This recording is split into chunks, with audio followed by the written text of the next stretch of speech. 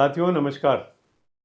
जैसा कि आप जानते हैं कि पिछले एपिसोड में हमने ग्रहों के नैसर्गिक मित्र, शत्रु, सम आदि संबंधों की चर्चा की थी और यह विषय आप लोगों द्वारा बहुत सराहा गया था और बहुत व्यावहारिकता होने के कारण इसे लोगों ने पसंद भी किया था।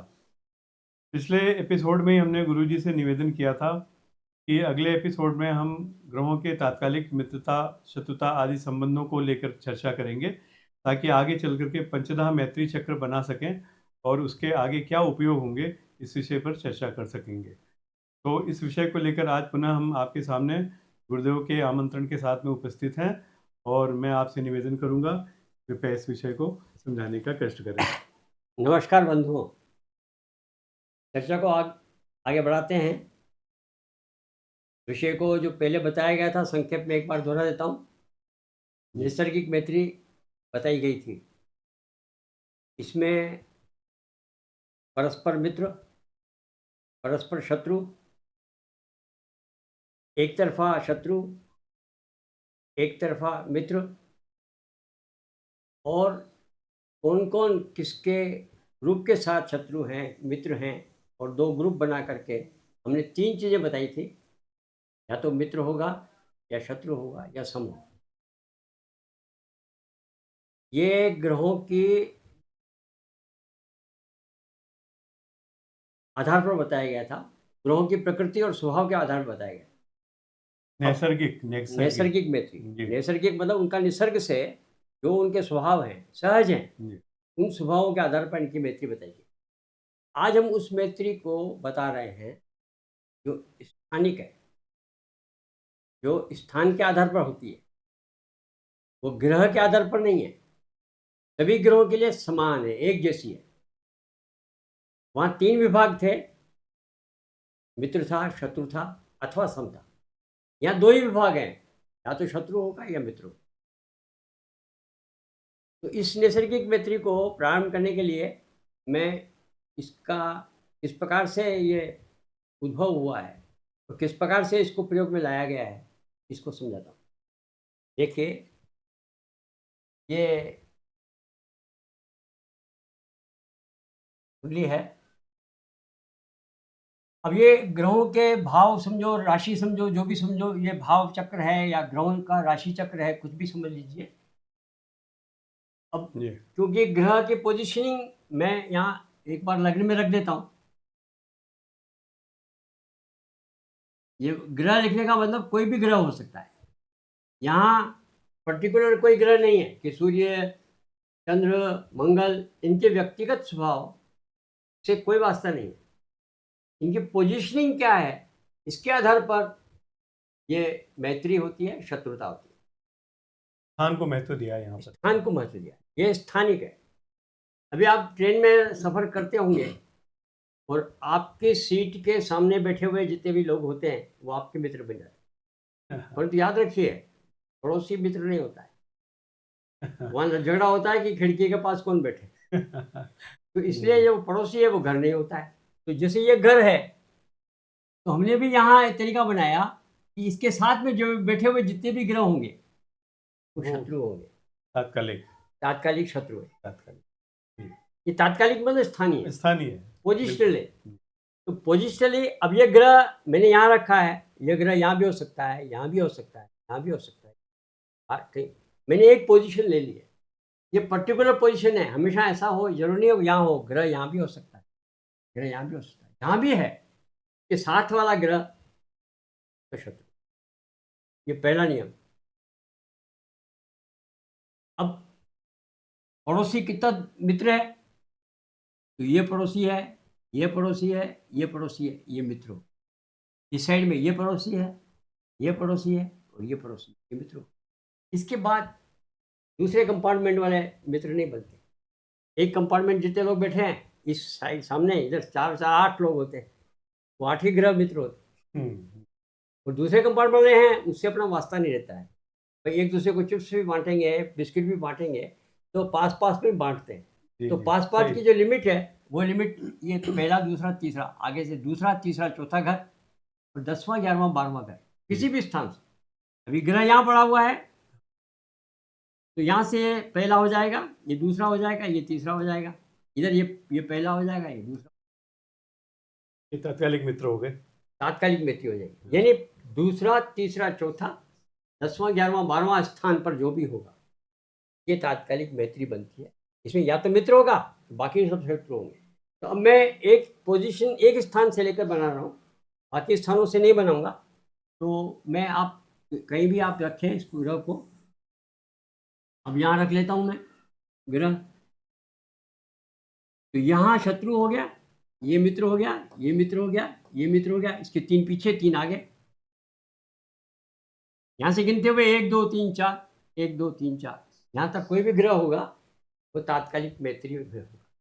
बाकी ग्रह जितने भी बचते हैं वो सब शत्रु। दोष का निशान शत्रु है, ये मित्र और ये शत्रु। बस इसमें 2 ही भाग हैं, तीसरा भाग नहीं है। किसी भी स्थान पर साथ में बैठा वाला ग्रह शत्रु होता है, 5वां, 6ठा, 7वां, 8वां और 9वां ये शत्रु। में राहु केतु भी लेंगे ना? राहु और केतु हो चाहे कोई भी ग्रह हो, सबकी एक ही प्रकृति है। ठीक है, चाहे राहु हो चाहे केतु हो, कोई भी हो, इसमें सबकी प्रकृति एक सी है। ये टेम्पररी पोजिशनल, इसको कह सकते हैं शत्रु मित्रता है। मौके के अनुसार हो गया ये। हाँ, स्थानीय कुंडली में जैसी परिस्थिति इसलिए बनी। इसको तात्कालिक बोला है। हाँ। और तात्कालिक क्यों बोला है? तात्कालिक का मतलब जन्म कुंडली से देखा जाता है, हाँ भाव कुंडली से नहीं।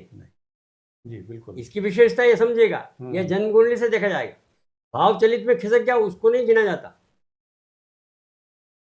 ये कई लोगों को शायद नहीं ध्यान होगा जी। अब चूंकि विषय पर विषय निकलता जा रहा है, हाँ। तो मैं समझता हूँ कि जन्म कुंडली और भाव कुंडली, भाव चलित से इसको नहीं देखा जाता। हाँ, इन दोनों पर भी चर्चा की जानी आगे चाहिए। हाँ, वो आगे होगा, आगे करेंगे, इस पर भी चर्चा करेंगे। परंतु यहाँ जो देखा जाता है, जब ये जन्म कुंडली से ही जन्म कुंडली से देखा जाता है, बहुत बढ़िया, क्योंकि ये राशि के आधार पर इसका स्थिति है। वो राशियों को ही माना गया है, भाव चलित के हिसाब से नहीं माना गया। इसलिए वास्तव में ये भाव से ना होकर के राशियों से ज्यादा महत्व रखता है, क्योंकि पोजीशन राशियों से है, ग्रहों की पोजीशन लॉन्जिट्यूड जो होते हैं उसी से है, कि क्रांति से नहीं है और किसी भाव से नहीं है, सिर्फ लॉन्जिट्यूड से वास्ता रखता है। तो जैसे दूरी, हाँ, ये दूरी कोणीय दूरी वाली बात हो गई यहाँ पर। जो साथ में है वो, ये इसका मूल तत्व है। अब एक बात रह जाती है कि पंचता मैत्री हमने इन दोनों को मिला के बनाई है। वो कैसे बनी है उसको बता देते।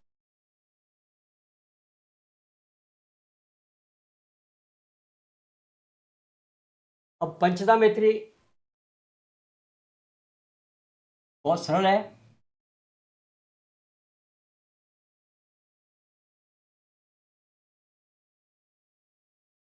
इसमें इधर अपन नैसर्गिक लिख देते हैं, मैं नए कर देता हूं नैसर्गिक, तो इधर अपन कर देते हैं तात्कालिक।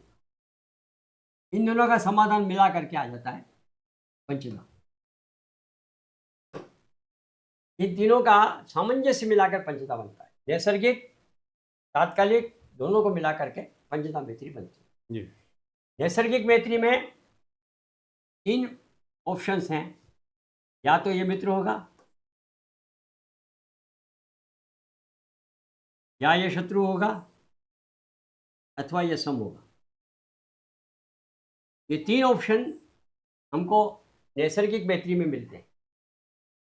इसके साथ तात्कालिक मैत्री के 2 विकल्प हर एक को मिलते हैं, मित्र अथवा शत्रु।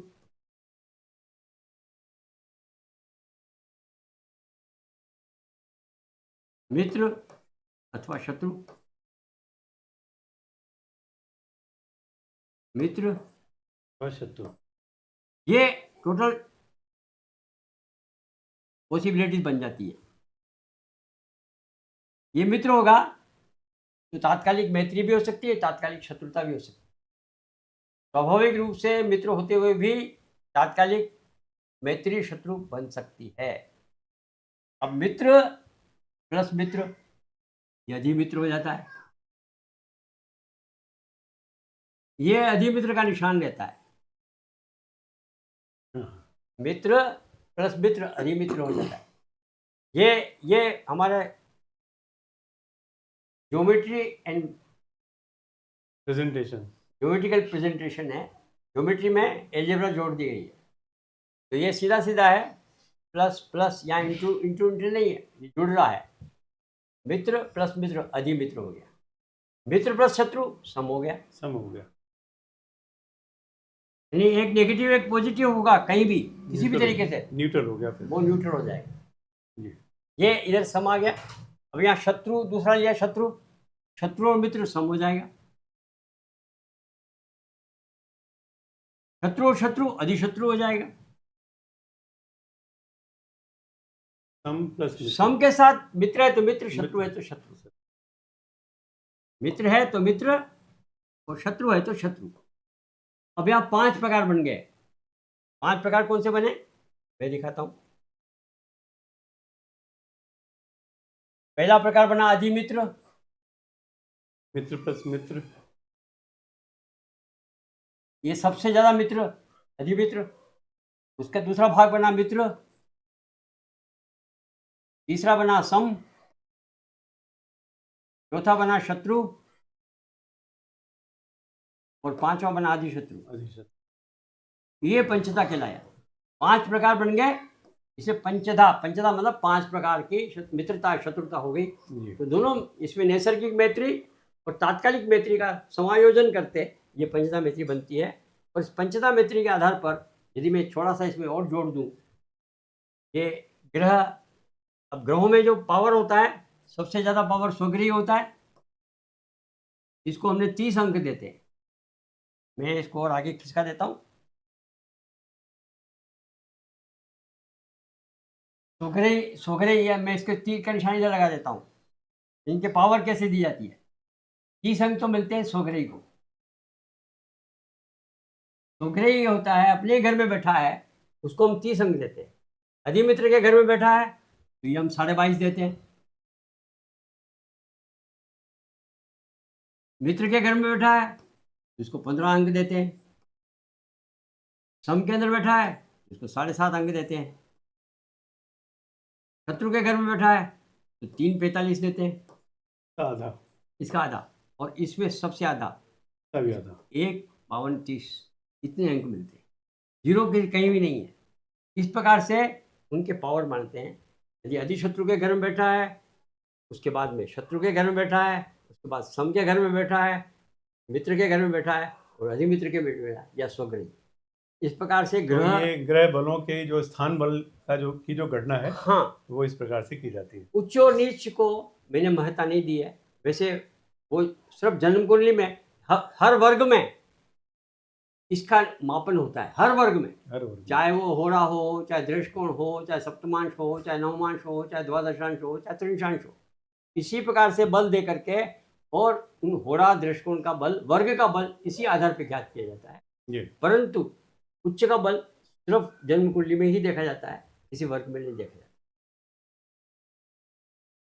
ये कुल मिला के मैत्री और उनके बलों का समावेश यहाँ हुआ है।